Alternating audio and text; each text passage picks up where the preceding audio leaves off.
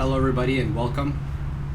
Welcome to my channel. You guys can see that I like using this stand-up bag right here, and I got some other new additions that I have been working on and as well have not introduced yet. Other equipment that I want to work on and possibly review for the future. And what I do with this bag in particular is just work out on it.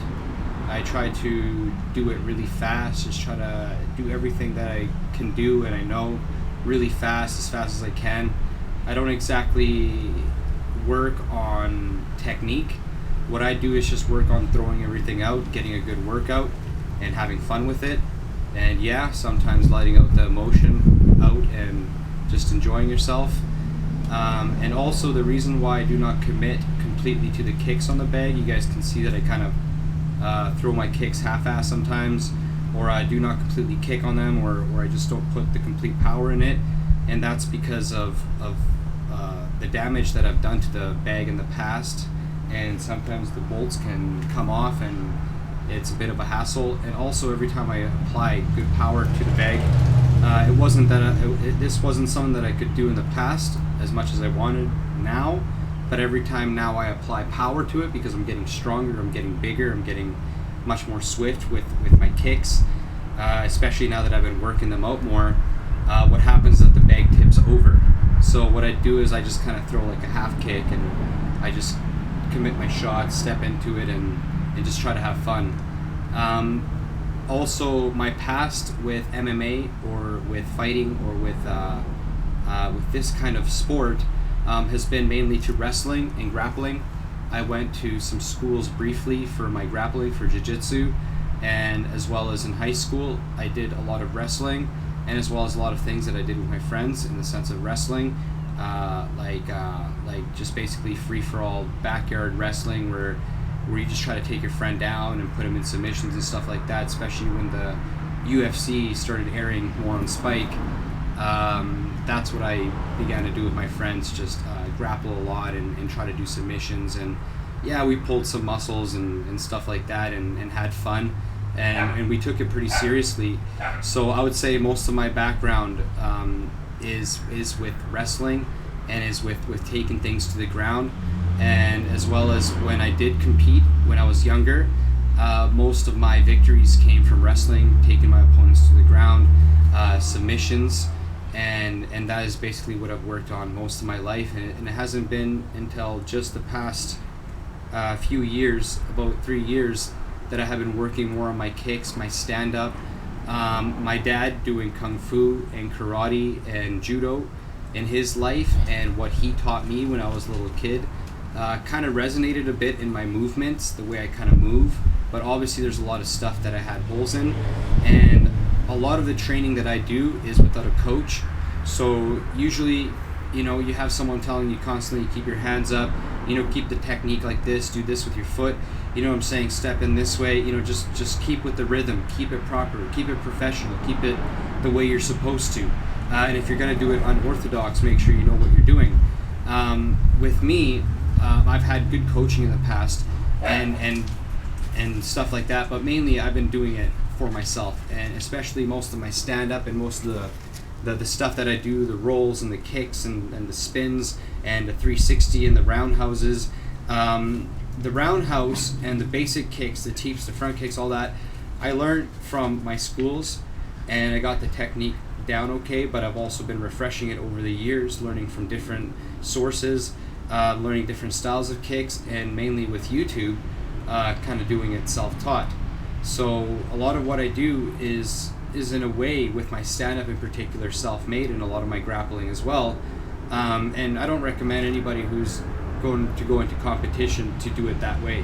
What I suggest for you guys is to truly get down to getting a good coach, and that's the only way that you should fight, is to get a good coach, someone who could set you up professionally, set you up properly, or at least for an amateur bout, set you up professionally in that sense where you're doing it properly, you got all your medical needs met, and as well you're able to properly know the techniques, and you got someone there coaching you and leading you, or at least trying to guide you in the proper way when you're in the ring.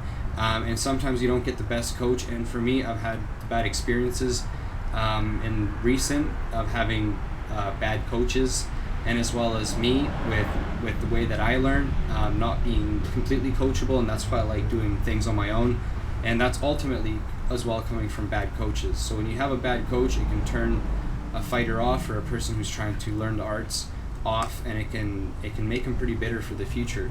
So that's why if you're the parents trying to enroll your kids, make sure that it's a good school, make sure that you know your stuff too, try to look into it a bit, and try to make sure that your kids got the right coaching, where the price is really going to meet that quality, and that's really important.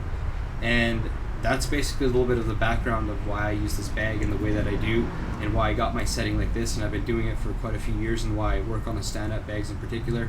I like the heavy bags because they condition your bones, they condition you really good, and it really brings in the power. And these bags bring in the power too, but they just do not condition you the way a bag would. This bag in particular has been modified. There's like weights inside of it, there's all sorts of stuff, it's been taped, it's been put together, because from the first uses of it, I actually destroyed it from the first kicks and stuff, and it kind of revealed to me that a bag like this, especially with the modern builds, not like the old Century ones where the clips are really solid, these ones kind of wiggle a little bit too much.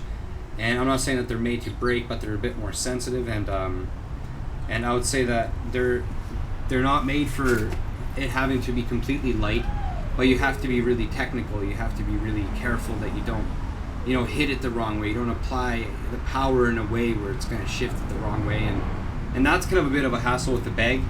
And quite honestly, I had more peace with it after it broke, because I just straight up put it at one level.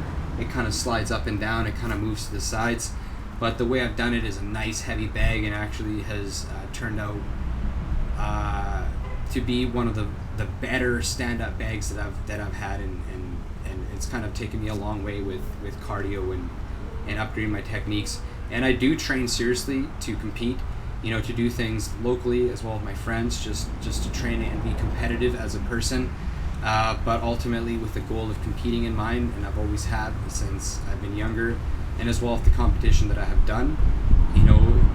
I take it pretty seriously, but when I go on this bag, I'm not trying to teach anybody in particular any sort of martial arts or saying that this is how you should follow it, but in the sense of getting out there and actually just exercising and working your body and moving yourself.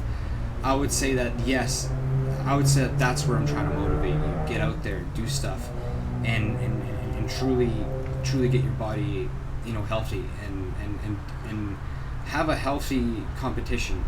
Don't hurt anybody. You train here, you do what you do, but that's a healthy competition. You know what you can do with yourself, with your body, the limits you can take. And that's what I do. I do it for the athletic purposes, and as well as for competing. I don't like to hurt people and stuff like that. And you're always going to hear fighters actually say that, and it's true. They don't like hurting people, they just like competing. And then there's people who like hurting other people, and that's what they do, and they compete seriously with it. Everybody has their different personalities. But I say some of the best fighters out there, if not the best fighters out there, they're not like inherently just violent, brutal people. They're people who like the sport, take it seriously, and to a point have been transformed into what the sport is. But ultimately, the majority I would say, with full knowledge and knowing personally, a lot of fighters and a lot of people who do this, like in the way of MMA or boxing, or take it as a profession or take it really seriously, are gentlemen, and as well for the women. They're really respectful people, really good people that are really helpful, that can teach you a thing or two, someone who's always willing to get up with you and run and exercise and try new things, and as well as eat a lot of things, because when you train like this, you eat a lot. And I seriously actually train like almost every single day now, and I take it pretty seriously, and that's what I want to encourage. And it's a hobby. It helps me with what I do, and I hope that this intro video has helped you guys understand why I work on the bag the way I do, and why my techniques are the way they are, given the history and what I do with this bag. And once in a while, I really do try to take it seriously. You can tell, like, I try to really take the technique seriously and try to really be careful with it and how I do things. And recently I've been working with my buddy IK, who is really good at boxing.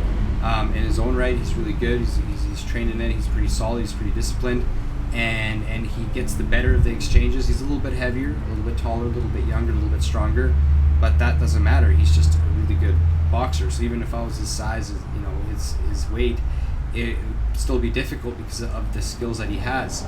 And it's really good to work with partners. If you're having a partner that's willing to work with you, don't hurt your partner.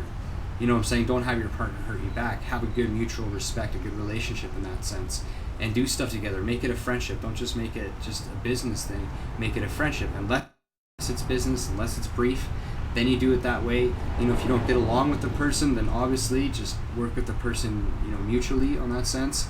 But when you get a good sparring partner, a good training partner, make sure that you keep them and work with them and try to be good influences to the people around you, so that way you can have more people involved and support you in what you're doing. Because being alone, especially when you fight, being alone sucks. And the stories that my dad have told me and the things that I have shared and those experiences is that having support is good. Having someone there is good.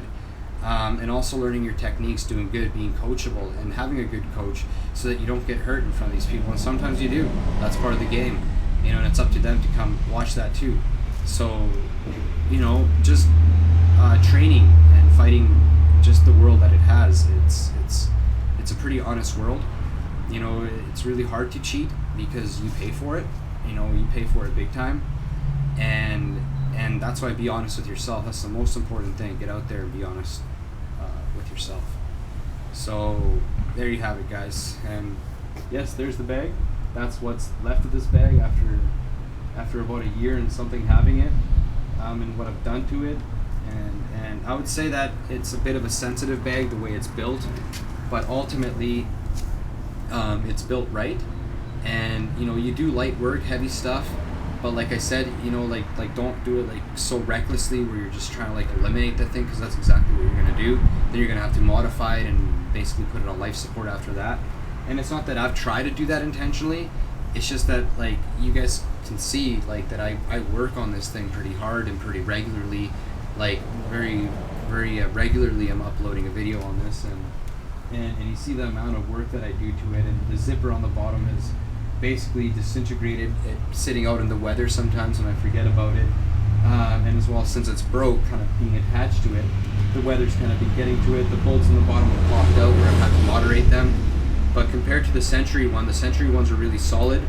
But I would put this bag part, this top bag part, this Everlast part on top of that frame there. But also that frame there, it's made pretty good for the bob. It bobs back and forth. The water doesn't completely weigh it down the way someone that's really throwing the heavy kicks wants it to be weighed down, especially if you have it in the middle. So it's really good for Taekwondo practice where you're doing it light for competition, where you're not trying to actually like kill your opponent. You're trying to do it for point base. That is excellent bag, that Century. But when you want to really nail it with the heavy kicks, I would say this Everlast one takes more weight, and it's also a combination of water, and it's sitting there for a while with sand and other materials that are in there, and as well as the weight that I have installed in there. So if I had a preference, I'd grab that Everlast and put it on top of where that bob is sitting, that Century frame, because of the little grooves, the little nipples that it has on the inside, the little adjusters, which are much more steady. And I think that if the designers of these bags that are looking for reviews and looking for what's actually happening with their bags, fix that design, make that reinforced to the point where it never breaks, you know what I'm saying, where it's solid, where it's good. These bags can be modified a bit, but for what they are, the simplicity of what they are, they're pretty good. They do take a pretty good price range, anywhere between like $150 at best to maybe like $300-400, depending on where you're getting them from, and especially if you're having them ordered, they can cost you quite a bit depending on where you get them. So yeah, they're a pretty good bag, and if it was up to me, I would do some modifications, some moderations, but just the Everlast unit alone is really good. That bob unit is pretty good, and it also adjusts to the other Century bags, which is really good for adjusting. But I would prefer this Everlast one over the Century one because of of how it feels, let's just say. But durability wise, that Everlast one and what I've experienced in the past have been a little bit sensitive to certain things. This one is just made in a way where it's well made, but it's really complicated. It's put together with a lot of components, which makes it easier to break. So if they were to just modify that a bit, the bag would last a little bit longer, and people would continuously buy it because they'd be like, this is a perfect bag.